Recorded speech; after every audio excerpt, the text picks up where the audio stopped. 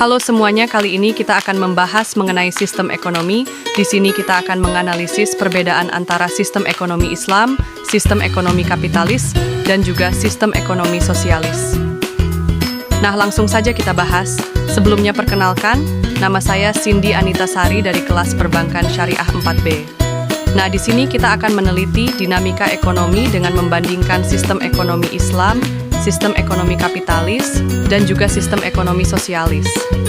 Di mana dari masing-masing sistem ini memiliki karakteristik dan nilai-nilai yang berbeda, yang akan kita eksplorasi untuk memahami kelebihan dan kekurangan mereka.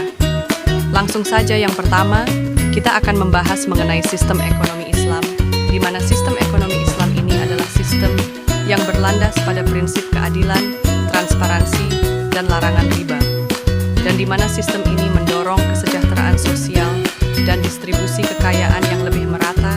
Dalam sistem ekonomi ini, pendistribusian kekayaan dapat dilakukan melalui infak, zakat, sedekah, dan lain-lain.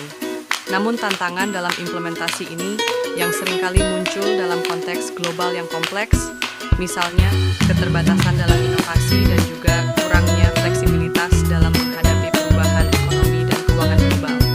Kemudian yang kedua, kita akan membahas mengenai sistem ekonomi kapitalis, di mana dalam sistem ekonomi kapitalis ini pasar bebas dan persaingan menjadi inti dari aktivitas ekonomi, di mana semua aset dan keuntungan hanya dipegang ataupun dimiliki oleh satu orang, dan bisa dikatakan sistem ekonomi ini adalah sistem ekonomi yang menekankan kepemilikan secara pribadi.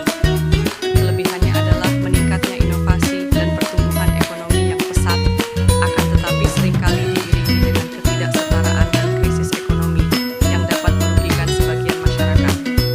Sementara dalam sistem ekonomi sosialis, hanya berfokus pada kepemilikan yang kolektif dan distribusi yang adil yang bertujuan untuk mengurangi ketidakadilan sosial, tetapi seringkali menghadapi tantangan dalam hal efisiensi dan inovasi yang dapat terhambat oleh kontrol pemerintah yang ketat.